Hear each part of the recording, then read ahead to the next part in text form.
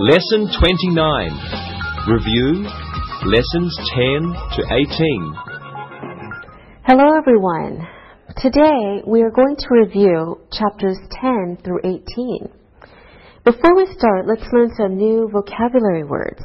Take a look at your screen. A casserole. A casserole is a deep dish used for cooking food in the oven. Next, a platter. A platter is a large dish used for serving meat. Next, a wok. A wok is a wide pan used for Chinese cooking. Okay, we're also going to talk about modals today. A modal is a helping verb that you use with another simple verb form to describe things such as ability, possibility, suggestion, or necessity. Okay, so we already reviewed the modals can, should, may, and might. Let's look at some examples of these modals. Michael can cook spaghetti. Barb should make lunch soon. We may use the wok tonight. Kyle might come for dinner. Now, in the first sentence, can is used to express ability.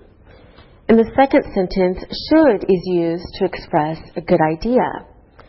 In the third sentence, may is used to express possibility. And in the fourth sentence, might is used to express possibility. Now, should means it's a good idea to do something. However, must or have to means it's very important or necessary to do something.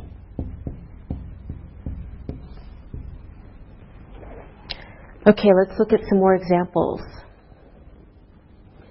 Alan should cook the meat tonight. Alan must cook the meat tonight. In the first sentence, it is important that Alan cook the meat tonight. If he doesn't, he may have time to cook it tomorrow. But in the second sentence, it is very important that Alan cook the meat tonight. Maybe he will have no time tomorrow. Okay, now we're ready to practice these modals. Linda, are you cooking dinner tonight? Yes, I must cook dinner tonight. My parents are going to a party. My sister can't cook. She's young. Okay, thank you, Linda. Sylvia, do you have to eat at home tonight? No, I don't have to eat at home. My friend and I are going to a restaurant. Good. Alberto, do you have to make a casserole for dinner tonight? Yes, I must make a casserole. I am not a good cook, but casseroles are easy. Everyone likes casseroles. Yes, true. Okay, thank you, everyone. Now, we can use must not or mustn't for negative sentences.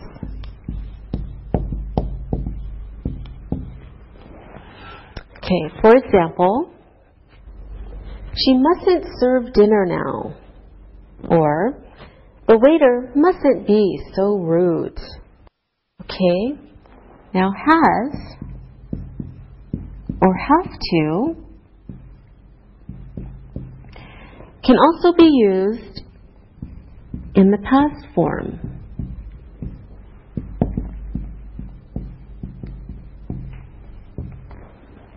For example, she had to leave early for the restaurant. I had to make a casserole for dinner. So now we should look and listen. Look and listen. You really must use that platter. The cook mustn't come to work late. Theo has to clean the dishes more slowly. The waiters had to clean the kitchen. Read and repeat.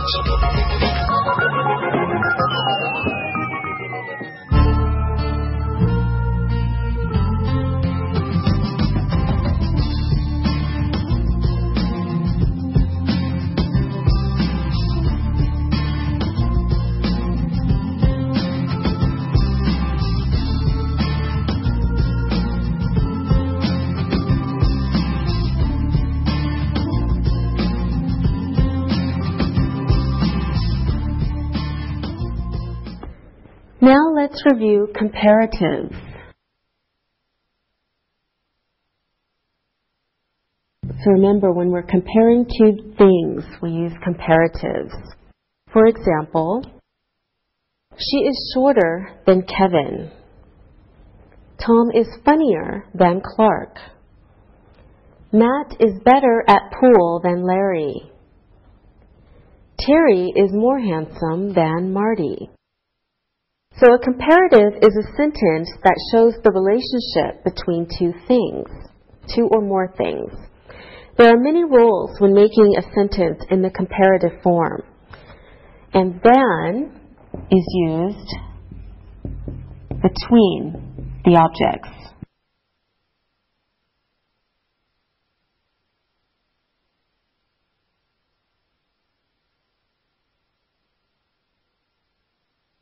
Okay, remember for one syllable adjectives, we add ER to the end. For example, Walt is smarter than Joe. Now for some one-syllable adjectives, when it's a very short word that ends in a vowel and a consonant, the final consonant is doubled. For example, I am fatter than my wife. So we use two T's. But for two or more syllable words, adjectives, we add the word more.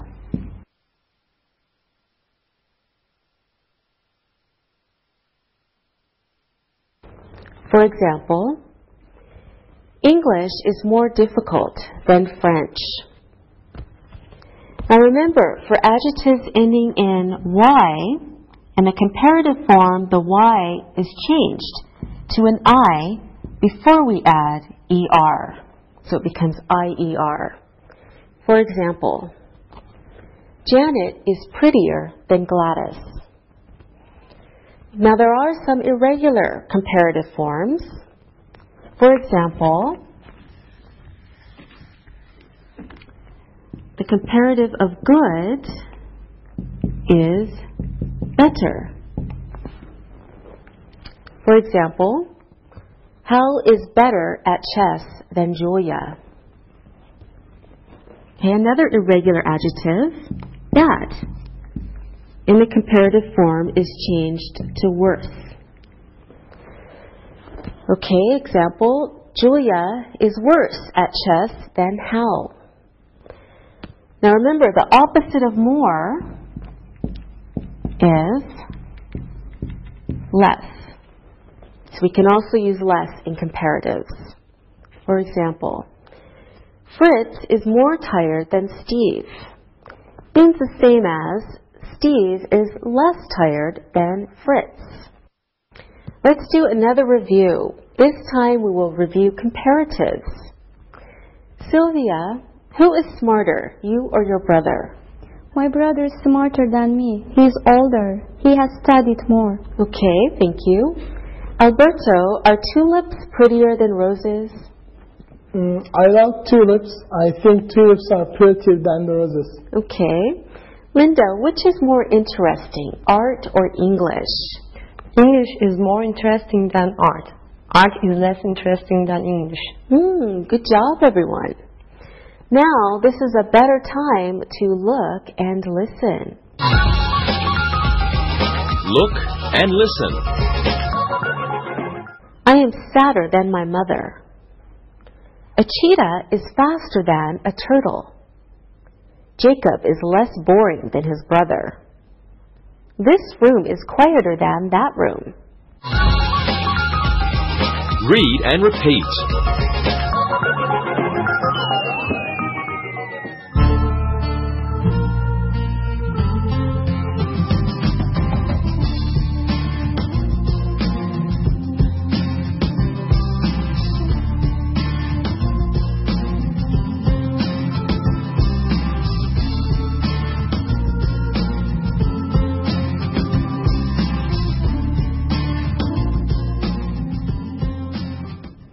Now let's review superlatives. A superlative is the absolute of something. It's saying something is the most in a group. Let's look at some examples. Mount Blanc isn't the tallest mountain in the world. American women are the most beautiful women in the world. Mount McKinley is the highest mountain in the U.S. French roses are the prettiest roses in Europe. So superlative is an adjective which expresses the highest degree. Okay.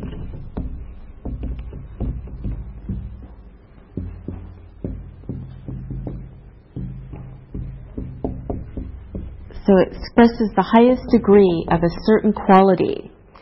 As with comparatives, there are many rules with superlatives. So for one syllable adjectives, we add est.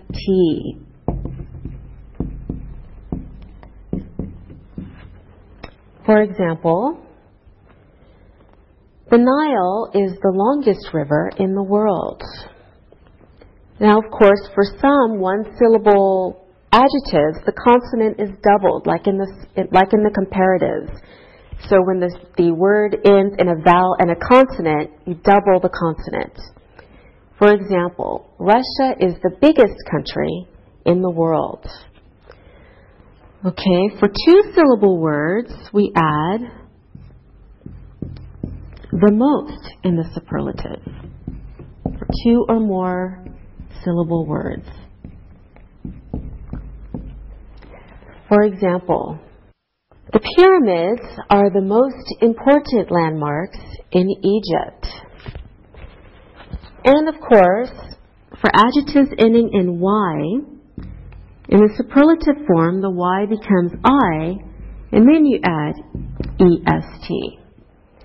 For example, the Swiss are the friendliest people in the world. And of course, like comparatives, there are some irregular superlatives. For example, good in the superlative form becomes the best. For example, Italian food is the best food in the world. I'm sure Alberto would agree with that. And then bad in the superlative becomes the worst. For example, American beer is the worst beer in North America. Okay, now the opposite of the most is the least. Also a superlative. So we can say, for example, souvenirs at JFK Airport are the least expensive in the U.S. Now we're ready to practice superlatives. Alberto, you can go first. What is the largest country in Africa? I don't know. Is it Egypt? Do you know, Sylvia? Yes, I do. The Sudan is the largest country in Africa. Very good. Linda, what is the most difficult language to learn in Europe? I think German is the most difficult. Spanish is the least difficult. Okay, good. Alberto, I will give you another one. Who is the prettiest girl in Italy? My mother is the prettiest girl in Italy. Okay, I'm sure she is. Thank you, everyone. Now, this is the best time to look and listen. Look and listen. The Mississippi is the longest river in the United States. The New York Times is the most interesting newspaper in the world. Seneca Lake is the deepest lake in the United States. French perfume is the best perfume in the world.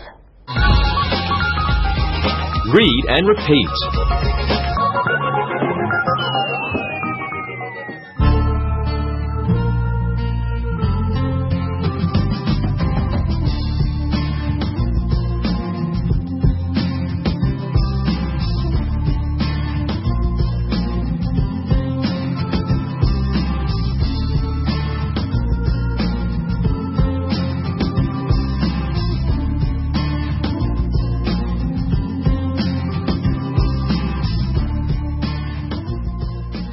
Now, let's quickly review. There is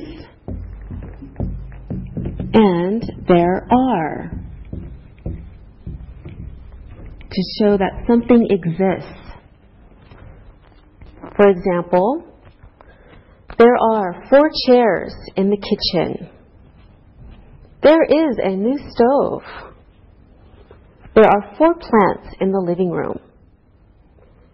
There is a new book on the table. So there are and there is give information.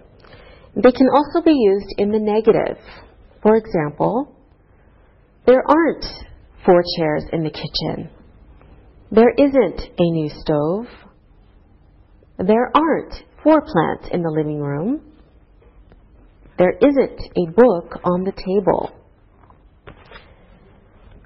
There is and there are can also be used in positive and negative question forms.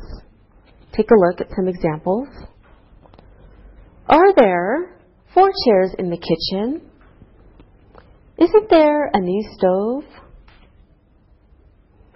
Aren't there 4 plants in the living room? Isn't there a book on the table? Okay. We're also going to review some. Remember, we can use some for both count and non-count nouns. For example, there are some chairs in the living room. There was some noise in the kitchen. There were some pillows on the bed. There was some information in the book on the table. Now remember, we use any in negative sentences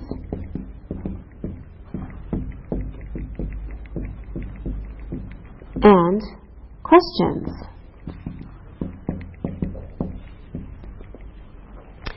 Okay, and any is also used for count or non-count nouns. Let's look at some examples. There aren't any chairs in the living room. There wasn't any noise in the kitchen. There weren't any pillows on the bed. There wasn't any information in the book on the table. We also use any in questions. Let's look at some examples. Were there any chairs in the living room?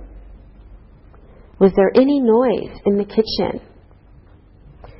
Okay, now we're ready to practice. Linda, are there any chairs in your bedroom? Yes, there are some chairs. There are 3 chairs. Great. Alberto, isn't there a computer in your kitchen? No, there is not a computer in my kitchen. There is a computer in the living room. Oh, okay. Sylvia, are there any rocking chairs in your living room? Yes, there is one. There aren't any armchairs. All right, great. Thank you. Now there is some time to look and listen. Look and listen. There weren't any pencils in Tom's desk. George didn't buy any furniture for the new room. We need some new silverware for the kitchen. There is a new microwave in the kitchen. Read and repeat.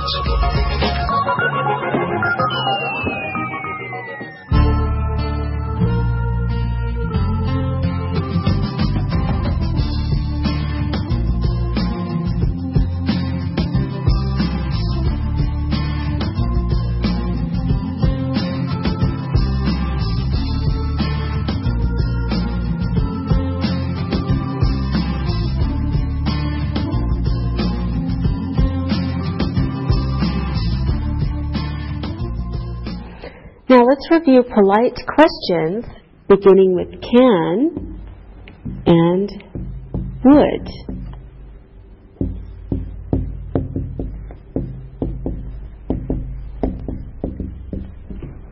Okay, let's first look at some examples.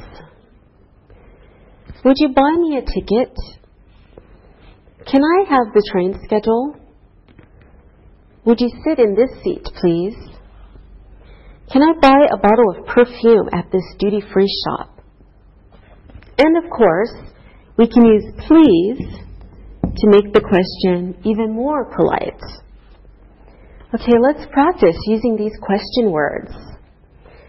Sylvia, let's pretend you work at an information desk at the airport. Okay.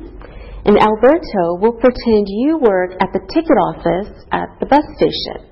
Okay. And Linda, you are at the train station. Okay. So, Alberto, can I buy a ticket to Rome, please? Yes, you can. It will cost you $40. Ooh, that's expensive. Sylvia, would you tell me where the customs office is? Sure, it is down the corridor. Thank you. Linda, can you point out the restrooms for me, please? There's the ladies' room. I don't know where the male's room is. Good, thank you, everyone. Now, would you please look and listen?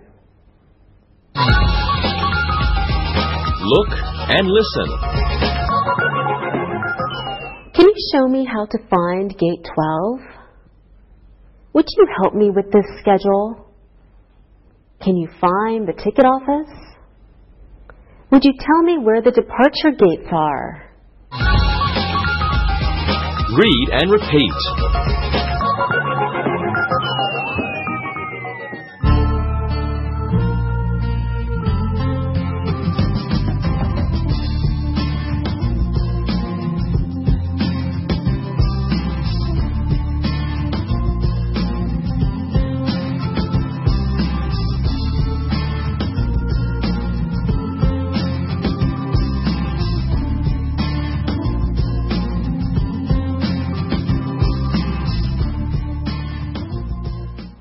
It's time to review imperatives and sequence words.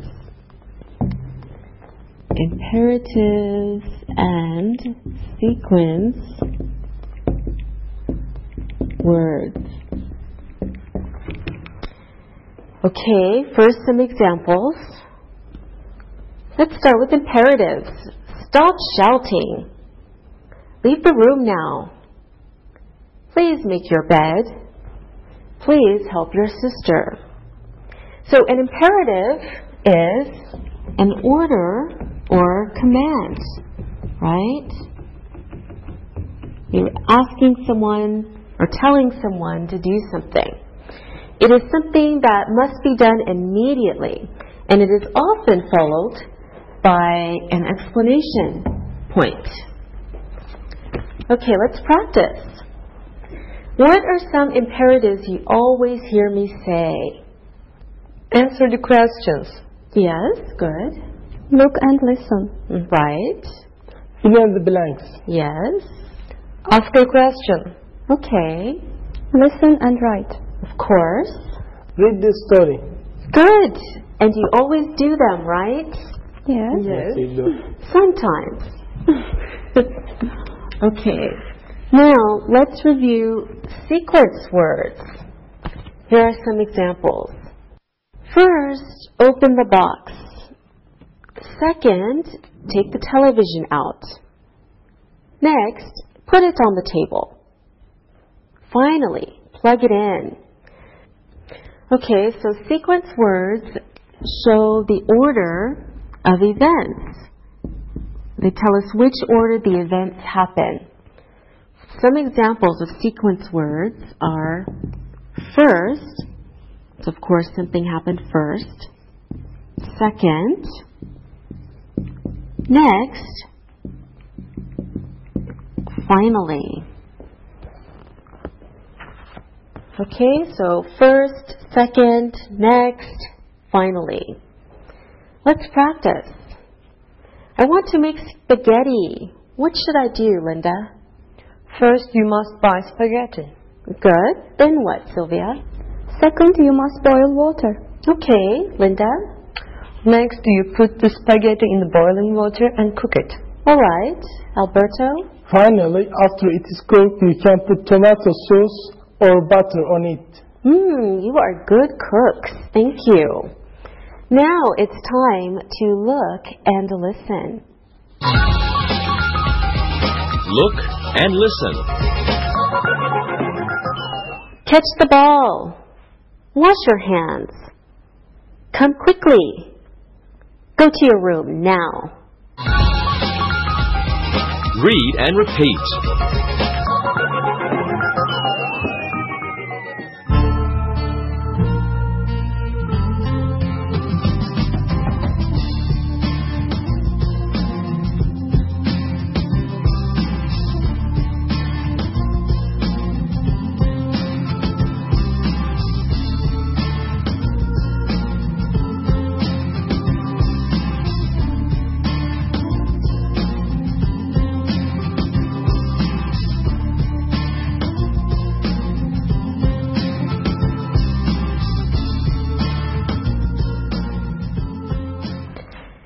Time to review simple past.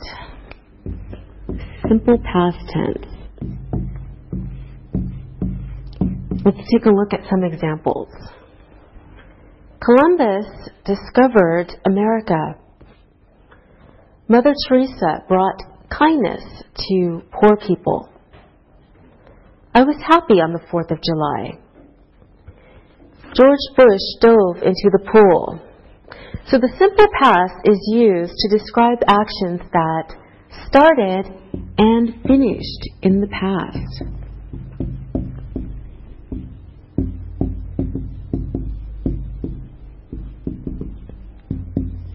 Okay. Let's take a look at some forms. For walk, we add ed to form the simple past. Walked. Jump. Jumped. Direct. Directed. But some verbs are irregular. For example, run in the simple past becomes ran. Bring becomes brought. Do becomes did. Okay, let's practice now. I think everyone knows the simple past, right? Yes. Okay, Linda, when did Franco become the leader of Spain? I don't know. I think he became the leader in 1928. Yes, I think you're right.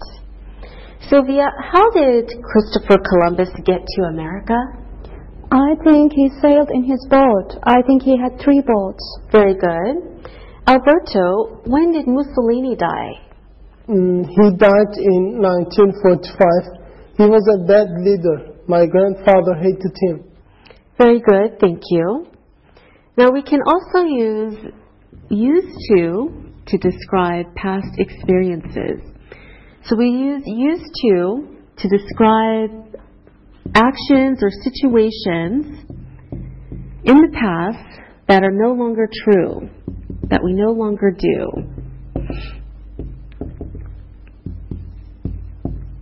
In the past,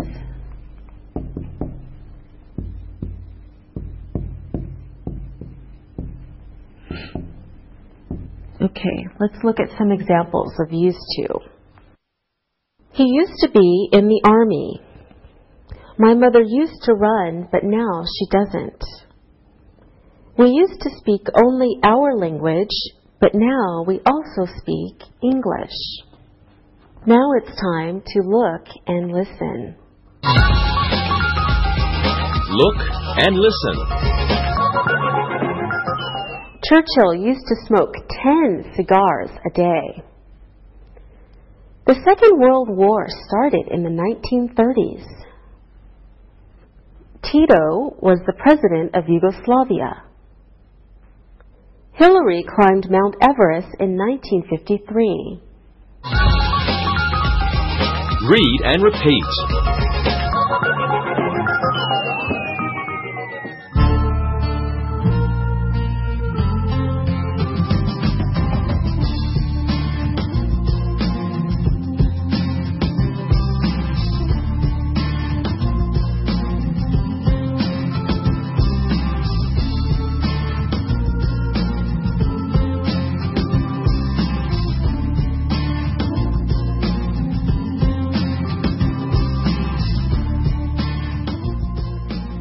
Now let's review quantifiers. So quantifiers tell us how much of something. Let's look at some examples. John has a few computers in his office. All of the spaceships left for Mars. Most of the robots are in that building. The astronauts found a little water on the new planet. So quantifiers are used with nouns to show quantity or amount.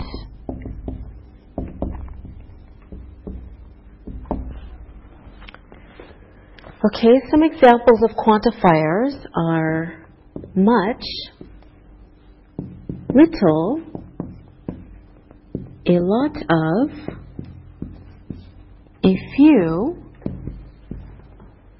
all, or most. So much, little, a lot of, a few, all, or most. Okay, now we're ready to practice quantifiers. Linda, how many craters are on the moon? There are lots of craters on the moon. There must be about 500 of them. Yes, I think you're right. Good. Sylvia, how many spaceships have people seen in your country? I don't know. I think people have seen a few spaceships, maybe 3 or 4. Good. Have you ever seen a spaceship, Sylvia? No, I haven't. Oh, too bad. Okay, Alberto, where are most of the world's rockets? I am sure they are in the United States. You're probably right. All right, thank you. Now, for all of you, it is time to look and listen. Look and listen. All of the UFOs were in the picture. Some of the robots were made of iron. A lot of people attended the blast-off. Paul could see a few stars with his telescope. Read and repeat.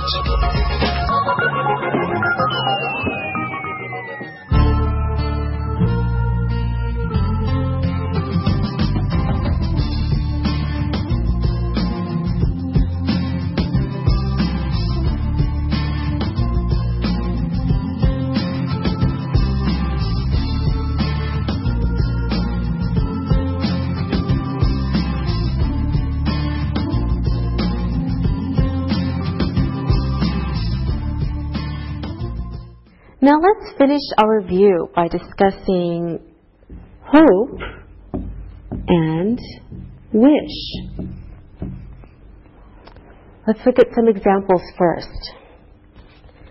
Tom hopes he can go to the United States this year. Tom wishes he could go to the United States this year. So we use hope and wish to talk about future actions or possible future actions.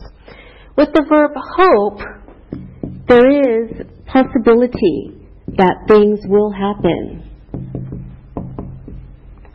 Okay, so for example, Tom hopes he can go to the United States this year means there is a possibility he can go.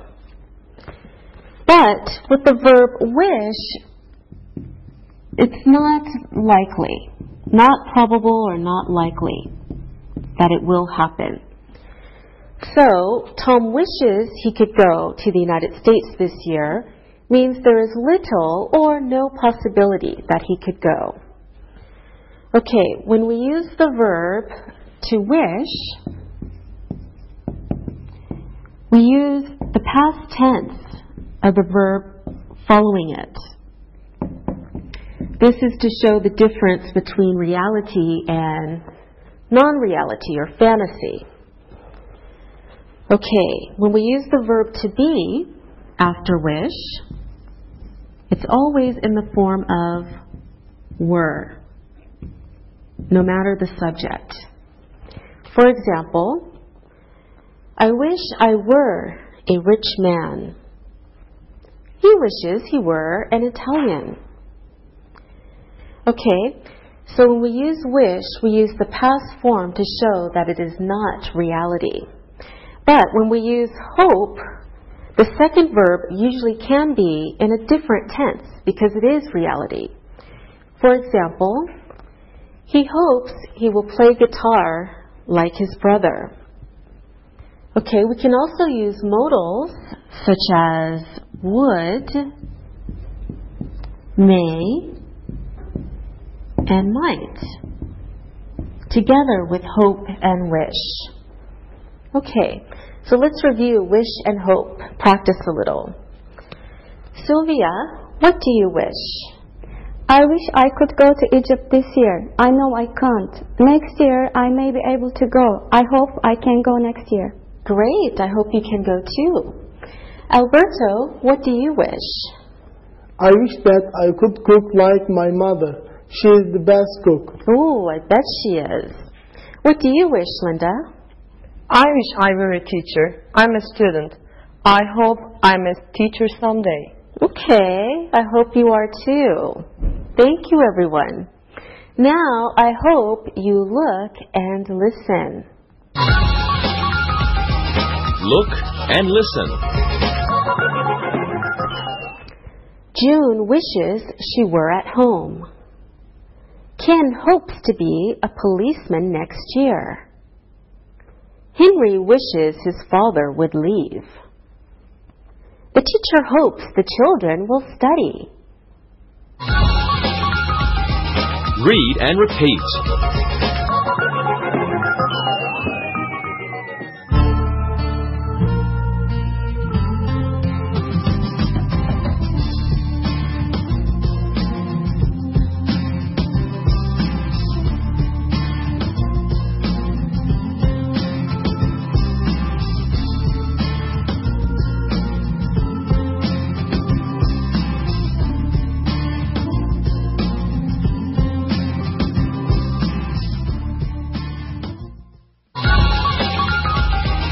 Listen and write.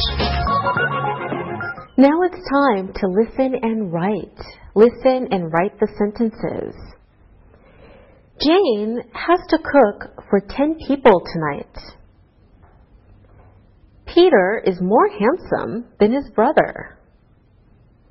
That is the tallest building in the city. There weren't any eggs in the refrigerator. Edward needed some milk from the market. Would you bring me a cup of tea, please? Eat your breakfast. Finally, the man visited his friend. I hope I can go to Russia next year. Julian wishes he could buy a jet. Now, check your work. Jane has to cook for 10 people tonight. Peter is more handsome than his brother. That is the tallest building in the city. There weren't any eggs in the refrigerator. Edward needed some milk from the market. Would you bring me a cup of tea, please? Eat your breakfast. Finally, the man visited his friend. I hope I can go to Russia next year. Julian wishes he could buy a jet. Now, read the story, then answer the questions about it.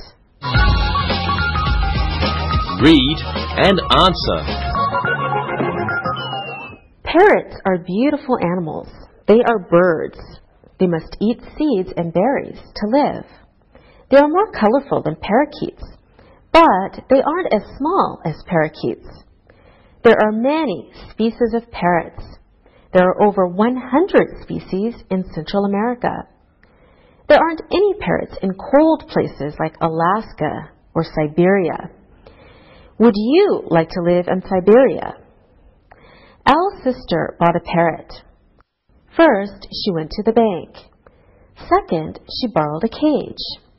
Next, she bought the bird. Finally, she got some parrot food. Our mother used to have a parrot, so she can help take care of it. She even gave my sister a little money to help buy it. My sister named her bird Hank. Al hopes someday he will have a pet. He wishes he could have a giraffe. He could ride it to school. Now answer the questions. What kind of animal is a parrot? What do parrots eat? Are parrots bigger than parakeets? How many species of parrots are there in Central America? Where aren't there any parrots? What did Al's sister do after she went to the bank? What was the last thing she did? What did Al's mother used to have? What did Al's sister name her pet? What does Al wish? Now check your answers. What kind of animal is a parrot? A parrot is a bird. What do parrots eat? Parrots eat seeds and berries. Are parrots bigger than parakeets? Yes, they are bigger than parakeets. How many species of parrots are there in Central America? There are over 100 species of parrots in Central America. Where aren't there any parrots? There aren't any parrots in Alaska or Siberia. What did Al's sister do after she went to the bank? She borrowed a cage. What was the last thing she did? She bought some bird food. What did Al's mother used to have? Al's mother used to have a parrot. What did Al's sister name her pet? She named it Hank. What does Al wish? He wishes he had a giraffe. All right, that's all. Thank you. See you next time.